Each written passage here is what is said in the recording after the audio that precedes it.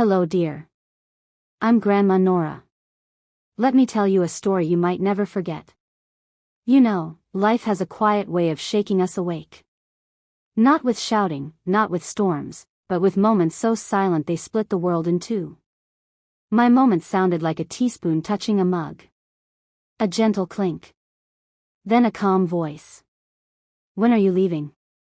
Those 4 words didn't scream. They rested mid-air, polite, measured, almost rehearsed. My daughter-in-law spoke them while stirring her tea. Slow circles. No shaking hands. No raised tone. Across the table, my son said nothing. Not a breath. Not a blink. Not a word. His eyes sat inside his phone screen like it was a safer world than the room we shared. So I did what mothers do. I swallowed first. Then I smiled, a quiet, stitched-up smile that holds more pain than tears ever could. I'll start packing in the morning, I said. My voice sounded calm. Almost graceful. The calm that comes when your heart has already packed up and left your body to speak on its own. That night, sleep didn't come. I walked the hallway instead. Trailing my palm along the walls. Feeling tiny dents from toy cars, school posters once taped there, height markings in pencil, faint now, almost erased by time and paint, but still breathing under the surface. This house used to echo laughter. Now it echoed decisions. Not the leaving that hurt most. The silence did. I moved into their home 3 years earlier. Not out of desire. Out of fracture. My husband Henry, steady, tender, predictable Henry, passed on a spring morning while watering the garden we built together. No warnings. No goodbyes. Just his hat on the grass, carried gently by wind, like it was waving on his behalf. 43 years of marriage folded into one phone call. Our home, once warm, grew too large for one heartbeat. The quiet was too loud. The chairs waited. The coffee cooled in pairs. Daniel, my only child, came one evening holding 2 cups of tea. One for me, one for the man no longer there. Mom, he said softly, come live with us. You shouldn't be alone. Melissa, his wife, smiled then, warm, generous, open. The kind of welcome that felt real, uncalculated. So I packed my life into labeled boxes and left the rest in dust covers. Their home was modern. Clean lines. Soft rugs. Picture frames aligned like soldiers. Silence lived neatly here. And I arrived like a footnote written too close to the margin. At first, Melissa tried. She truly did. She asked about my day. Let me place my teacup anywhere. Showed me light switches without sighing. She hugged me on Sundays, the polite kind, arms touching but hearts still learning the distance between each other. I tried to shrink gently into their rhythm. I woke before dawn so the kettle didn't compete with anyone. I tried to shrink gently into their rhythm. I woke before dawn so the kettle didn't compete with anyone. I washed dishes immediately so no plate felt out of place. I learned the silence in their house was a standard, not a mood. Daniel loved peace more than conversation. Always had.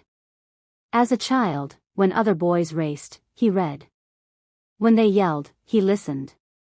When conflicts arrived, he evaporated. No doors slammed, no arguments raised, but also no bridges built. Quiet was his defense. Absence was his answer. At first, I thought silence meant stability. I learned later it just meant no one was speaking the truth. The first crack wasn't loud. It was small. Hairline thin. A teacup misplaced. A grocery item bought twice. A curtain pulled open at the wrong hour. I just like things a certain way, Melissa would say gently. And I would nod, folding myself smaller each time. I filled the house with soft usefulness to justify my space. Laundry folded before sunrise. Dinner timed before hunger announced itself. Floors wiped in quiet circles, like apology notes written with soap. But kindness repeated without request can eventually sound like interference. One afternoon, sunlight draped across neatly folded towels. I hummed gently, a lullaby I used to sing for Daniel. Melissa stood quietly in the doorway. "You don't have to do that, Mom." "I like to help," I said. She folded her arms gently, no sharpness. "Sometimes helping feels like correcting." That sentence sat between us like warm bread left too long, still soft, but heavier now. I smiled. "I understand." But I didn't. Not fully. Not yet. Weeks passed like falling petals. Soft. Quiet. Many. Dinner invitations shortened. Seat arrangements silently adjusted. Conversations thinned until my name was used less often than the weather. Daniel noticed everything and said nothing. Avoidance is not blindness. It's surrender. Then came the evening that split time into before and after. I was heating soup. Daniel walked in, loosened his tie, kissed his wife's cheek without looking up. Melissa stirred her tea. "I think we should talk," she said. Daniel sat. Face neutral. Predictably neutral. Melissa exhaled. Not impatient, resolved. "Mom," she said slowly, "we think it's time you considered living somewhere else." The spoon clinked again. That same small, metallic punctuation mark. My chest tightened not from shock, but recognition. The moment had been approaching quietly for months. Tiptoeing closer in slippers. I looked at my son. He did not look back. Not embarrassment. Not guilt. Just diplomacy through stillness. "I'll find somewhere," I said softly. "Thank you for understanding," Melissa replied, relieved, like a long letter finally sealed. Daniel cleared his throat. "I can help you look," he offered. Helpful words. Weightless delivery. I nodded. That night I opened the bottom drawer and found old photographs, sticky fingerprints, gap-toothed smiles, birthday candles shaped like numbers now unrealistically small.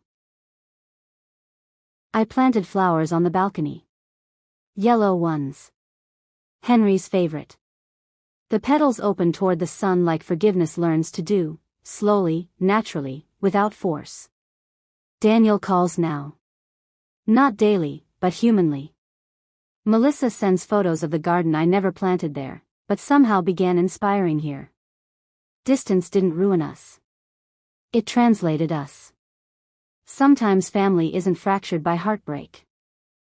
Sometimes it's just resized by reality. Love remains when we stop demanding it look a certain shape. I am not lonely. I am transformed. Hello, dear. I'm Grandma Nora. Let me tell you a story you might never forget. Well, now you've heard it. And if there's one thing I want you to carry with you, it's this. A mother's worth is not measured by the rooms she occupies, but by the hearts she never stops making softer.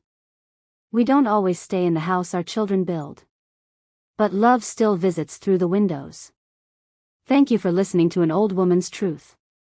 If this story touched your heart, share it, and stay kind, my dear.